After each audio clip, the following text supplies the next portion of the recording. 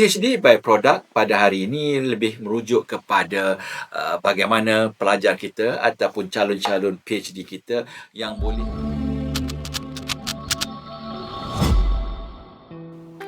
seperti mana yang telah kita nyatakan sebelum ini, tahun 2026 merupakan tahun yang sangat signifikan dan bermakna kepada pihak MQA dan juga seluruh warga PPT dalam negara, awam ataupun swasta. Kerana pada tahun 2026 ini, MQA akan memperkenalkan beberapa inisiatif ataupun produk baru yang boleh diaplikasikan ataupun dilaksanakan oleh semua PPT dalam negara. So, di antara produk ataupun inisiatif terkini yang diperkenalkan ataupun yang akan diperkenalkan oleh pihak MQA adalah PhD by Product. Dan ini merupakan satu inisiatif baru dan kita mengharapkan dengan adanya PhD by Product ini, kita mampu menarik lebih ramai pelajar-pelajar antarabangsa terutamanya ataupun tempatan untuk melanjutkan pengajian tinggi mereka di negara ini, dan ini selaras ataupun selari dengan agenda YB pendidikan tinggi kita untuk menjadikan Malaysia sebagai hub pendidikan tinggi global.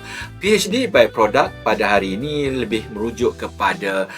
bagaimana pelajar kita ataupun calon-calon PhD kita yang boleh mengemukakan ataupun mengeluarkan produk-produk yang kita kategorikan sebagai teknologi readiness level tinggi ataupun TRL, di mana produk-produk yang telah dicipta, yang telah diinovasikan oleh pelajar-pelajar ini telah mencapai standard produk oleh negara, sesebuah negara, kalau Malaysia, oleh produk standard negara Malaysia, maka ia boleh dianugerahkan PhD by Product. Jadi, kaedah PhD melalui konvensional dengan tulisan tesis yang panjang dan sebagainya merupakan salah satu perkara, tapi perkara baru, inisiatif baru ialah PhD by Product, dan saya yakin dengan inisiatif baru ini, ramai lagi pelajar-pelajar kita yang memang berminat untuk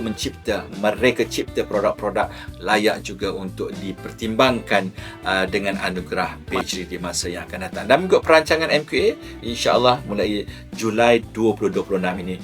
PhD by Product akan berjaya kita realisasikan, dan saya mengharapkan sokongan padu daripada semua PPT dalam negara, IPTS ataupun IPTA kita, agar memperkenalkan PhD by Product. Guideline, garis panduan pastinya akan dikeluarkan oleh pihak MQA, dan insya-Allah kita mensasarkan Julai 2026 untuk kita melaksanakan agenda PhD by Product.